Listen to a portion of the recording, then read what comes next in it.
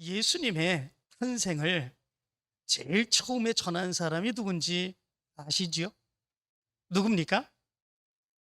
예, 당연히 아는 걸 묻는다고 대답을 안 하시는데 동방에서 온 박사들입니다. 동방에서 온 박사들이 이렇게 얘기를 하지요. 유대인의 왕으로 나시니가 어디 계시냐? 우리가 동방에서 그의 표를 보고 그에게 경배하러 왔노라. 이렇게 얘기를 합니다. 동방에서 예루살렘까지 와서 예루살렘에서 유대인으로 나신 왕이 어디에 있느냐 이렇게 묻는 그런 모습들이 있지요. 이 동방 박사들이 그러면 예루살렘에 있는 사람들, 어떤 사람들에게 물었을까? 이런 궁금한 생각을 해봅니다. 어떤 사람에게 물었겠습니까? 몇 명에게 물었을까요? 조용하게 특별한 사람 몇 명에게 가서 물었겠습니까? 아니면 많은 사람들에게 물었겠습니까? 어떨 것 같습니까? 한두 사람에게 물은 것이겠습니까? 아니면 예루살렘에 있는 많은 사람들에게 물은 것이겠습니까? 어떨 것 같습니까? 많은 사람에게 물었던 것 같습니다. 왜냐하면 오늘 말씀 가운데 보면 어제의 말씀 가운데서 여러분들에게 말씀을 드린 것처럼 마태복음 2장 3절의 말씀 가운데 보면 이렇게 말합니다. 헤롯 왕과 온 예루살렘이 듣고 소동한지라 이렇게 말씀해 주고 있습니다. 헤롯 왕도 예수님이 이 세상에 태어났다고 하는 소식을 동방 박사들로 하여금 들었습니다. 그것뿐만 아니라 온 예루살렘이 다 그 소리를 듣고 소동했다 이렇게 되어 있습니다. 이런 것을 보면 동방의 박사들이 예루살렘에 와서 얼마나 많은 사람들을 만나며 유대인으로 왕으로 오신 메시아 그 예수님이 어디에 태어나셨는가라고 하는 것을 물으며 다녔지 않은가 이런 생각을 해봅니다. 수많은 사람이 바로 그 말을 들었죠. 여기 말씀 가운데 보니까 헤롯 왕과 온 예루살렘이 듣고 이렇게 돼 있지 않습니까? 이 듣는다고 하는 말을 원어로 보니까 아쿠오 이렇게 돼 있습니다. 이 아쿠오라고 하는 말은 경청하다, 주의하여 듣다, 그리고 들어서 깨닫다라고 하는 의미를 가지고 있습니다. 이 동방의 박사들이 다니면서 예루살렘에 있는 많은 사람들에게 이야기했는데 그들은 그것을 경청하며 주의하며 들었습니다. 그리고 그 말씀을 듣고 깨달았습니다. 하나님이 선지자들을 통해서 보내주시겠다고 하신 메시아, 그 메시아가 바로 여기에 오셨구나 하는 것들을 깨닫게 되고 준비하지 못한 그 많은 사람들은 소동하며 떠낸 이런 모습들이 있게 되었던 거죠. 예루살렘에 살고 있는 사람들이라면 그 동방 박사가 전해준 그 이야기를 듣고 농담으로 여기지 않았습니다. 그리고 그것을 흘려 듣지 아니했습니다. 주위에서 듣고 경청하며 듣는 모습이 있었습니다. 유대인의 왕이 태어났다고 하는 것, 예루살렘에서 모르는 사람이 없을 정도로 다 소동하는 이런 모습들이 있었다라고 하는 것입니다. 그러면 예루살렘에 동방의 박사들이 와서 유대인으로 왕으로 태어나신 분이 어디 계시냐 이렇게 물었습니다. 그리고 예수님이 어디에 태어났다고 대제사장들과 서기관들은 이야기를 합니까? 성경을 통해서 유대 땅 베들레헴이다 이렇게 얘기를 하지 않습니까? 그러면 예루살렘으로부터 베들레헴까지 그 거리가 어느 정도 될 것 같습니까? 한 100km 될까요? 아니면 150km 정도 될까요? 엄청나게 멀까요? 그런데 그렇지 않습니다. 예루살렘으로부터 베들레헴까지 그 거리가 약 6km 정도 된다고 합니다. 6km 정도면 한 1시간 정도 빠른 걸음으로 가면 6km 정도 가지 않습니까? 그렇다면 예루살렘에서 이 동방의 박사들로 하여금 메시아 예수님이 태어났다고 하는 소리를 들었습니다. 주위에서 다 경청하며 들었습니다. 그렇다면 예수님을 찾아가서 그 베들레헴으로 가서 얼마 멀지 않은 거리이기 때문에 빨리 달려가서 예수님을 만난 사람들, 그런 사람들은 몇 명이나 될까? 몇 명이나 될 것 같습니까? 우리가 생각할 때에 예루살렘의 모든 사람들이 다 경청해서 듣고 그리고 마음에 준비하지 못하여 소동했다. 그렇게 말씀을 드렸습니다. 그렇다면 그 이야기를 들은 많은 사람이 하나님께서 우리를 위해서 예언해 주신 하나님의 아들 예수 그리스도를 이 땅에 보내주셨다. 그러면 빨리 가서 내가 먼저 만나야지. 이렇게 생각한 이 예루살렘에 살고 있는 수많은 사람들이 베들레헴으로 찾아가고 그리고 그 앞에서 예수님을 만나려고 문정성시를 이루는 이런 모습들이 있어야 되지 않을까, 이런 생각을 해봅니다. 그렇지 않습니까? 그런데 오늘 성경 말씀 가운데 보면 그렇지 않은 것을 보게 됩니다. 예루살렘에서 수없이 많은 사람들이 예수님의 태어나심을 들었는데 그럼에도 불구하고 예수님을 찾아가 만난 사람들, 그 사람들은 동방박사들밖에 없음을 성경은 얘기해 주고 있지요. 그러면 왜 많은 사람들이 예수님의 태어나심 그 소식을 들었는데 그리고 거리가 6km 정도밖에 되지 않은 아주 가까운 거리에서 예수님이 태어나셨는데 그런데 왜 예수님을 만나지 못하는 이런 모습들이 있었을까라고 하는 것입니다. 성경 말씀 가운데 보면 그 소식을 들은 사람들 중에 대제사장들과 서기관들이 있습니다.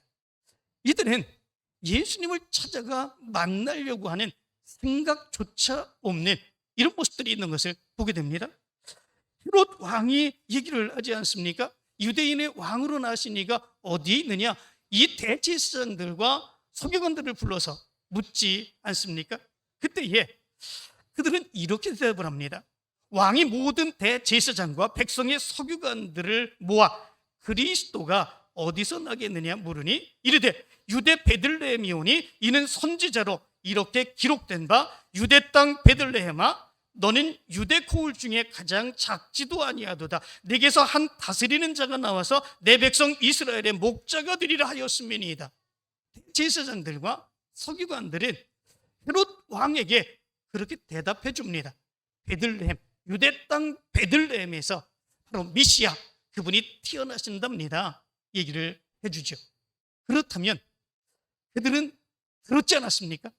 성경에 기록된 그 말씀대로 이 동방의 박사들이 유대인의 왕으로 나신 이가 어디 있느냐, 그렇게 이상한 결을 보고 여기까지 찾아와서 그를 만나기를 원하는 이런 모습들이 있었지 않습니까? 그렇다면 최소한 그분이 정말 하나님이 보내신 메시아인가 확인해보고자 하는 그런 마음이라도 이들의 모습 가운데 있어야 되는 거 아니겠습니까?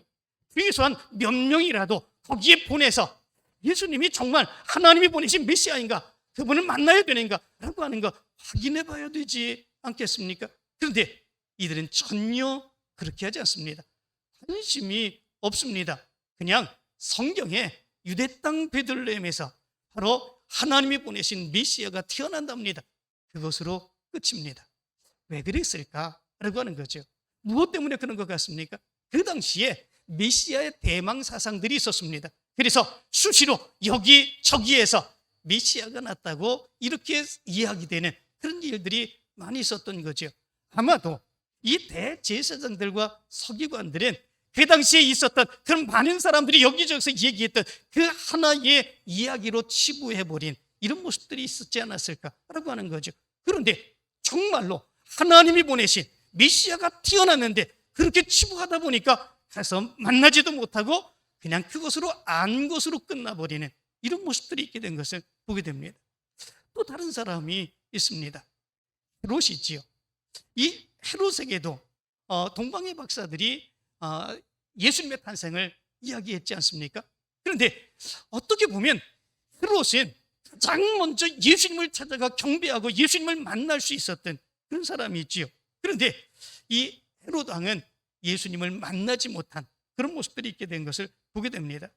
동방의 박사들이 유대인의 왕으로 오신 이가 어디 계시냐 물었을 때에 이 헤롯 왕은 마음에 생각을 합니다. 지금 하나님이 성경에서 말씀하신 그 메시아를 하나님이 보내준 것이 틀림없구나. 그것을 마음으로 감지하죠.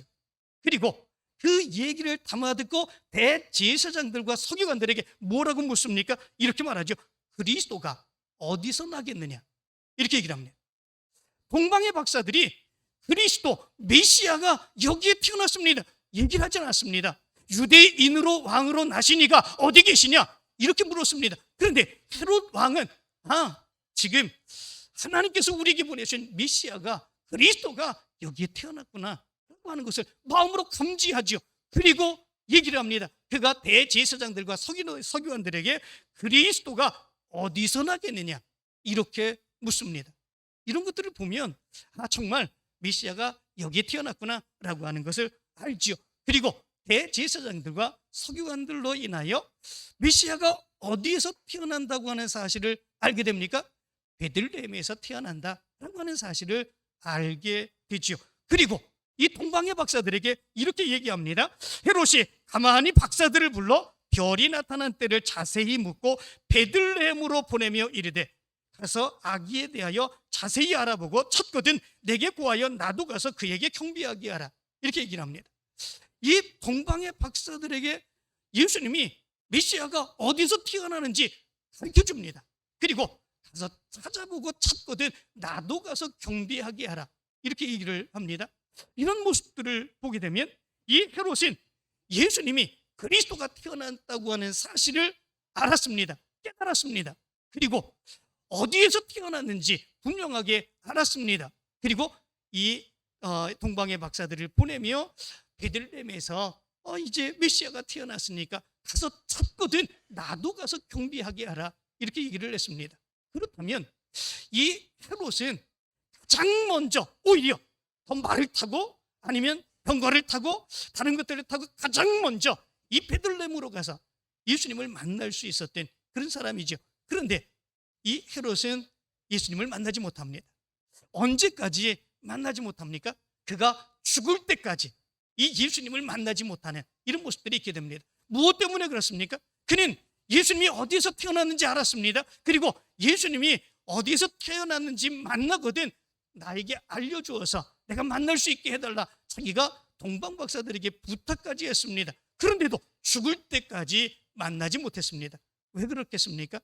예수님을 만나고 예수님의 뜻을 이루고 예수님을 경배하기 위하여 예수님을 만나고자 한 것이 아니라 발견하면 그 예수를 메시아를 죽이고자 하는 그런 목적 때문에 그렇습니다.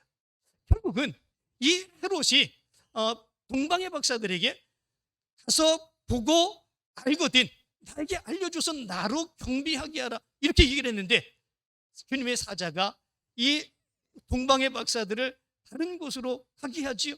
그리고 다른 곳으로 가게 해서 결국은 헤롯에게 알려주지 않습니다. 이 동방의 박사들에게 속은 것을 알고 오늘 성경 말씀 가운데 보면 베들레헴 그 주위에 있는 두 살 아래의 모든 사람들을 다 죽여버리는 이런 모습들이 있게 됩니다.